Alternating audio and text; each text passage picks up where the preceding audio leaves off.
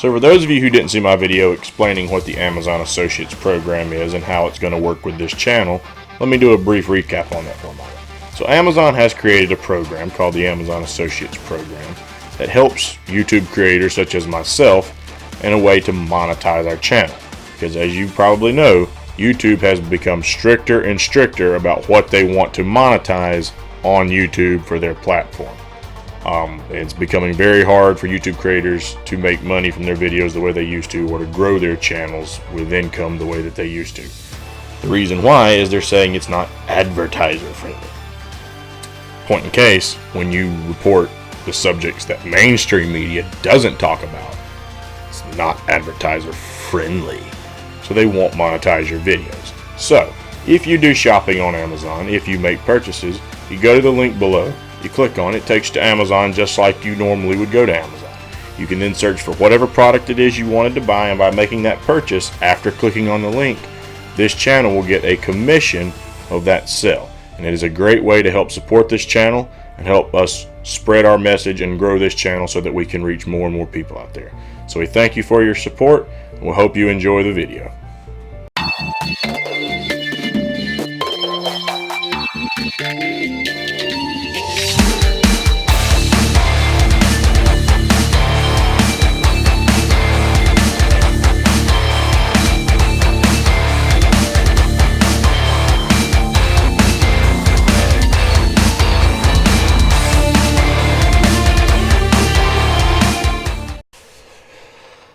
Well, CNN has struck again. Recently, CNN released an entire segment basically kissing one side of Pete Buttigieg's backside, up one side and down the other. Okay? And how did they try to frame this praise of young Pete Buttigieg? Well, of course, we've got to tie him in and make him somewhat similar to everyone's modern-day favorite folk hero, President Obama. Because, of course, President Obama was a great president. He was a people's president. He really had the working class in mind.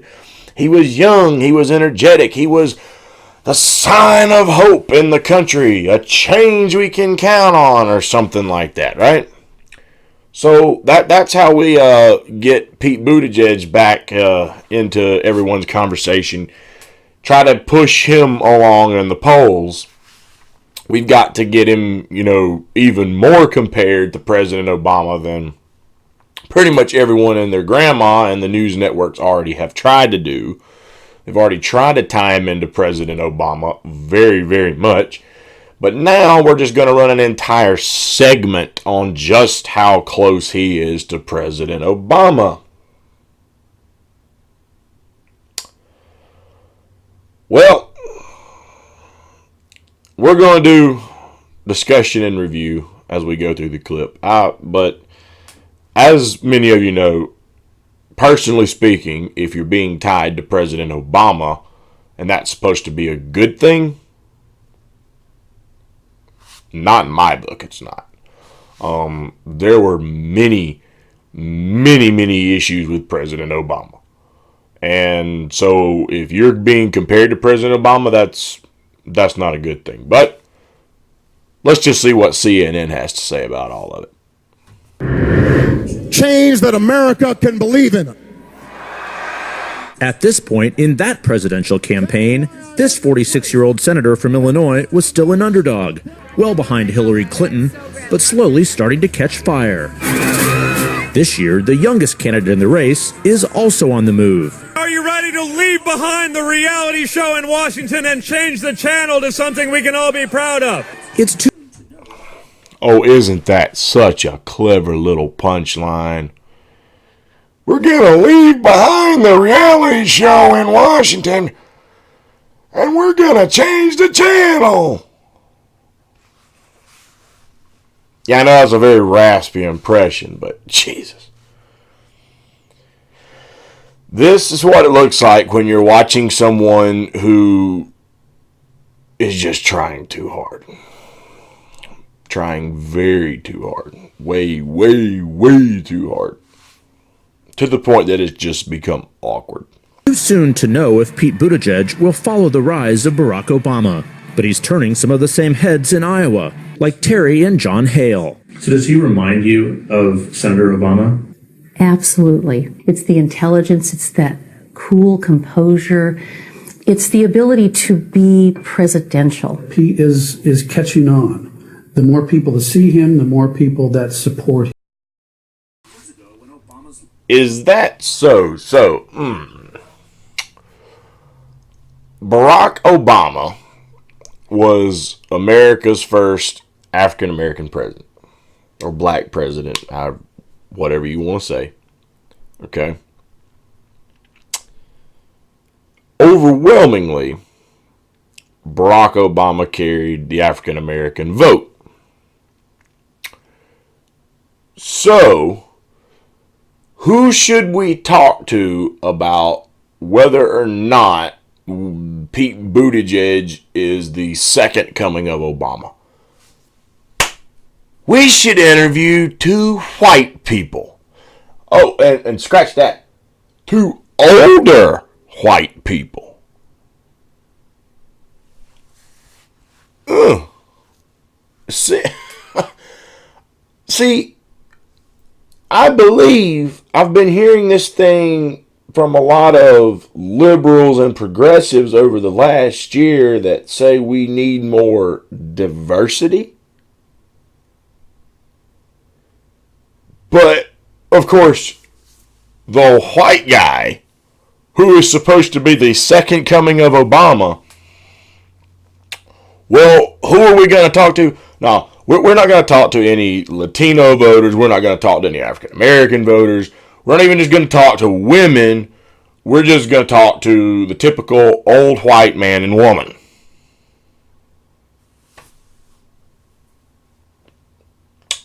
I must be missing something here. Something's not clicking with me. That doesn't seem very diverse, first and foremost. And this coming from the network, who just had a LGBTQ town hall recently. Yeah, I think you're going to have to work on the diversity there a little bit, CNN. And you might just get some feedback, by the way, if you did work on that diversity, as to, well, did Obama actually leave as popular as you all think he did? Now, there are a lot of people. Don't get me wrong. You know, white, black, Latino, doesn't matter. There's a lot of people who still find President Obama very popular. They do. We'll dive into that a little bit later in the video, but just making the point, there are a lot of people who aren't, political nerds, don't study a lot of policy, and they just rely on networks like this to tell them the facts and the news, and so they come out believing President Obama was actually a good president. But, It was 12 years ago when Obama's long-shot candidacy turned a corner here, dazzling thousands of Democrats at the state party's fall gala. This time, the Hales are among many Obama admirers now on the Buttigieg bandwagon. Pete and Obama both had a certain amount of pragmatism to them. At a recent rally, Terry Hale introduced the South Bend mayor. Right now, Mayor Pete Buttigieg! And she said she felt like she did in 2007. The energy and the excitement and the positivity and the hope, that's what I feel at events for Pete. And I have not felt that since Barack Obama.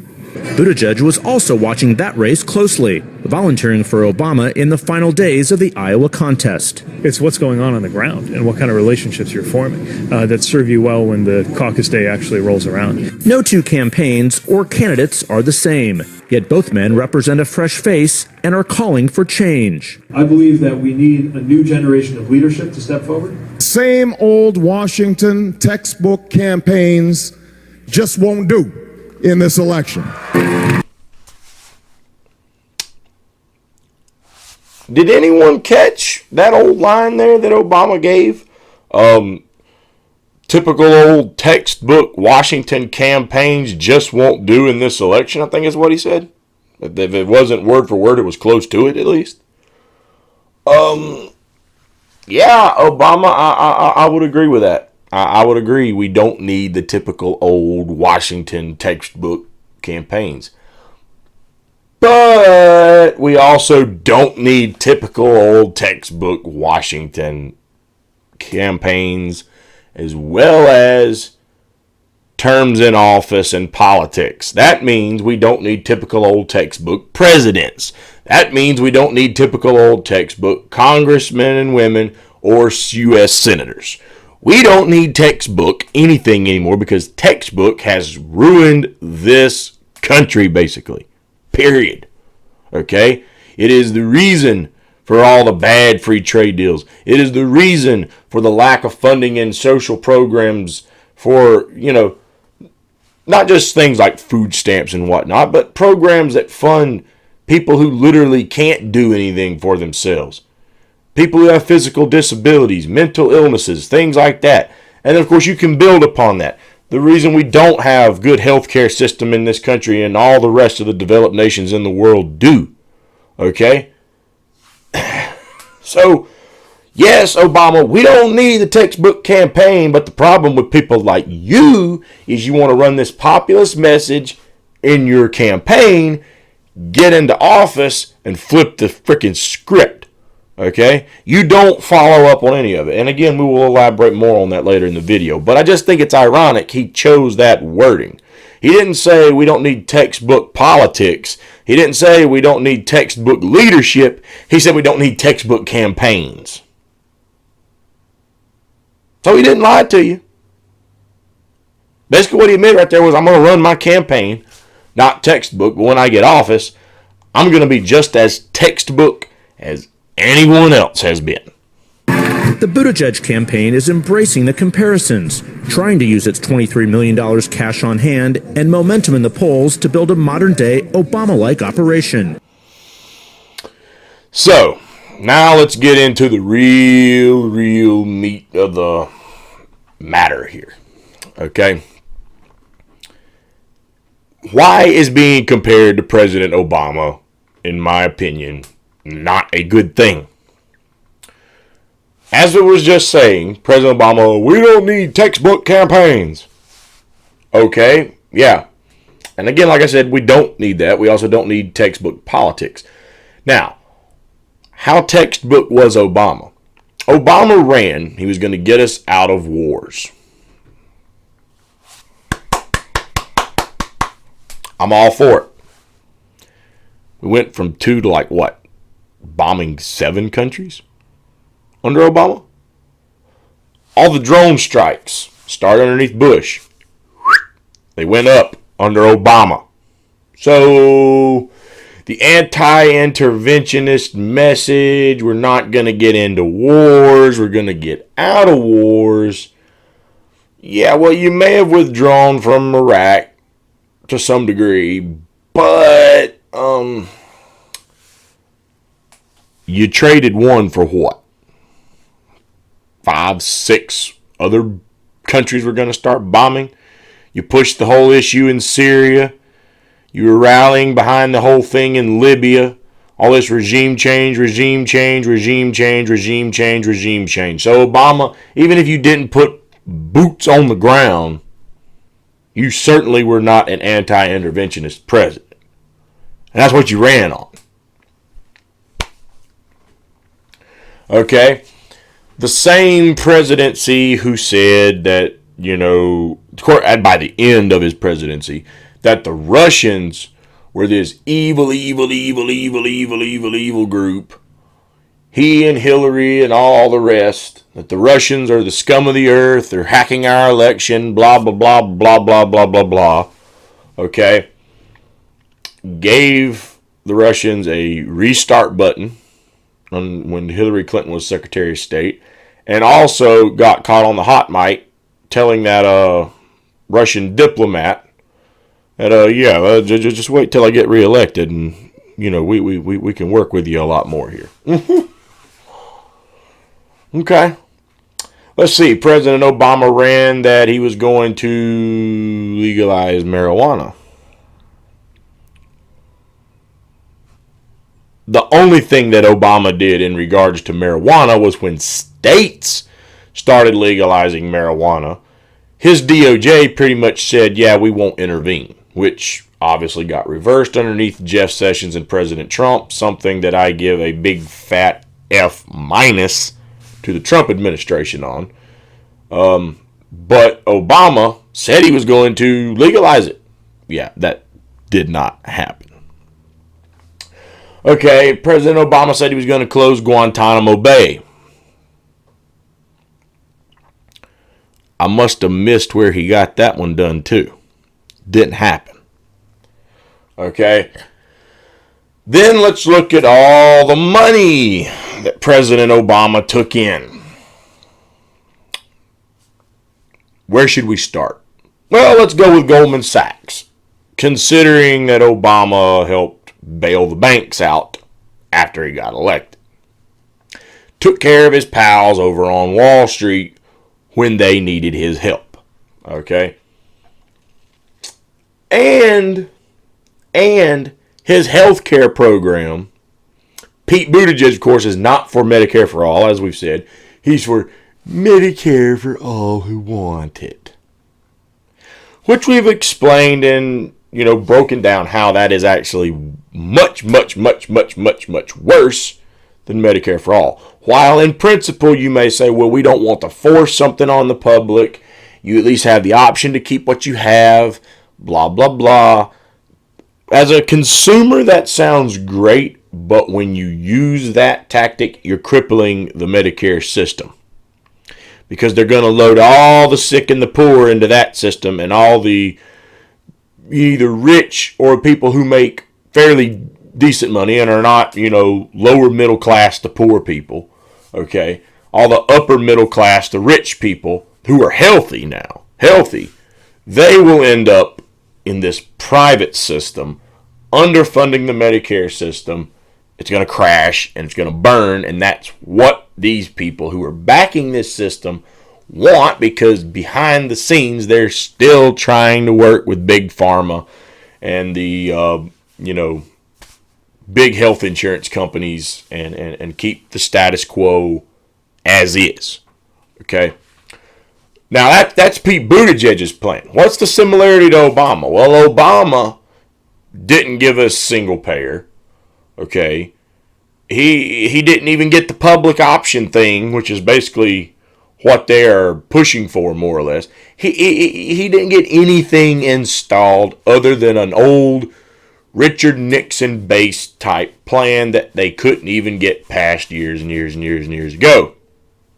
And as we also established, clearly the political climate was a little bit easier to get things passed bipartisan years ago, because they almost passed some sort of a basic income for lower middle class families under the Nixon administration. Something very similar to what Andrew Yang's proposing today, that a lot of people on the right and the left think is some fringe crazy idea, yet it was proposed by Nixon, nearly passed, until someone in Nixon's administration was able to convince him it was a horrible idea, and it didn't go through. Okay? So Obama had, as we've said, Democrat House, Democrat Senate, and he had the White House. He didn't just have the Senate with like a 52-vote majority or whatever. No, he had well over 60. It couldn't even been filibustered, whatever they wanted to pass, if he'd have got all Democrat votes on board. Okay? He didn't get it. He didn't get anything. Obama did not live up to his promises. Period. Under Obama, we became more divided. Under Obama, he didn't fulfill his promises. Oh, and by the way, all the NSA spying and violations of your Fourth Amendment rights, as Edward Snowden have pointed out, they were bad under Bush. They were worse under Obama. So for all the people who think that Barack Obama was this white knight, this savior, who came to Capitol Hill and conquered and did so right by the people, you need to stop watching too much mainstream news, because they're not telling you the whole truth.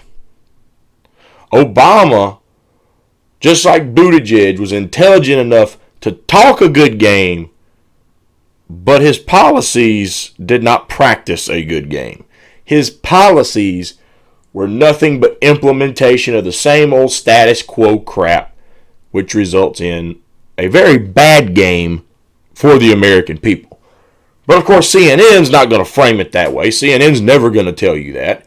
CNN gets a lot of the same sponsors who sponsor these people's campaigns. That's also a big reason why Pete Buttigieg is still in favor of the DNC keeping their superdelegate system, a system which basically has more say-so in who the Democrats nominate than the people who voted in the primaries. That's why they all flooded behind Hillary Clinton. Okay? So, again, this is just CNN playing typical propaganda games. They know there are a lot of people still out there in the country who just watch the mainstream news, listen to what Obama had to say, and genuinely still believe that Obama was a really, really great guy. And what they haven't learned is just how corrupt he was, just how many things he claimed he was going to get done and didn't do. But rather than tell the truth and do real journalism, we're just going to build Pete Buttigieg up as the second coming of President Obama, and he's going to be such a great, great thing for the United States. And this is who you should vote for because, look how close he is to Obama. Don't you love Obama? Don't you miss the days of President Obama? This is why you need to get behind this guy. This is why you should get behind Pete Buttigieg. You don't want more of this divisiveness. You don't want the fringes. You need that nice corporatist middle. Because that lovely corporatist middle, that's how you get things done in the country, people. You don't want Tulsi. Andrew Yang, he's crazy. You don't want him. You certainly don't want President Trump. And those people can't beat President Trump. Now we're going to jump on board that Bill Maher mentality where it's you need the nice, comfortable, corporatist centrist because that's who's going to do the best job for you. And that's the only one that can beat President Trump. That's also a load of crap, too. They ran a corporatist against President Trump in 2016. Now, you may argue that the particular candidate they ran was extremely controversial and flawed. And maybe that did have something to do with it. But nonetheless, Hillary Clinton lost. Now, I know there's going to be a lot of people out there who are going to scream and yell, well, she won the popular vote. Unfortunately, that's not how elections are determined in this country. And, for that matter, the only other system that I would be okay with, as long as we explored more of it, see how it impacted the states, more or less, state by state, would be the ranked choice voting. If we don't get the ranked choice voting, though, I'm not going to the popular vote. I would not want a popular vote for the presidency in this country. Nope. Because, as it has been said, there are too many people in this country that live in New York and California and maybe one other state. And if you could take those, you got the whole election. Period. You got it in the bag, son. What about all the other working class people in industrial states? The Rust Belt. Basically, their voices are never going to be heard ever again because you have no reason to campaign there. You have no reason to campaign in those states. Now, I get people say, well, it should still be what the people want. Yes, but when you have overwhelming populations living in some of these states and their climate, their surroundings are not the same as people in South Carolina or, Texas, Pennsylvania, where the steel industry is, Michigan, where they have bad drinking water, and there used to be a big automotive industry. People aren't going to go campaign in these places.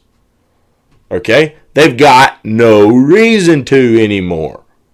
Period. we'll go campaign in the states that have enough people to win the frickin' election. In other words, you're alienating a huge chunk of this country, state-wise. Not necessarily population-wise, but state-wise, yes. We're all being put out to sea over here, but saying, nah, we don't care about you. We will campaign in your state. That's losing votes here, and this is where the victory's at. Whereas, as long as it's an electoral college, you have to try to be fair and campaign everywhere, because you need to campaign in all these states to try to win the votes. Now, of course, you're going to focus more on the states where you think you've got the best chance of winning, but you still have incentive to branch out from there, because you never know, you might flip a state. But if it's just popular vote, what do you care? Yeah, so that's why I would not want to go to the popular vote system. The ranked choice voting, possibly. I think it's a very interesting concept, and it seems like it's actually much better, especially for opening up the potential for third-party candidacies, and getting away from just the two-party dictatorship here a little bit. But yeah, this whole thing, Pete Buttigieg to Obama. If you believe he is similar to Obama, my book, that's not a compliment. Thank you for tuning in to this episode of the Independent Report. If you liked the video, please give us a thumbs up and like the video. Also, if you have any questions or comments that you'd like to ask, or topics you'd like us to cover, please drop a comment in the comment box below. And also, please subscribe to the channel, and if you do subscribe, ring that bell so you'll stay up to date when we drop new videos and you'll get notifications of it. And also, please support us on Patreon. Funds are going to be used to grow and improve this channel so we can reach more and more people and spread the message that the mainstream media doesn't want to tell people. We hope you'll tune in next time.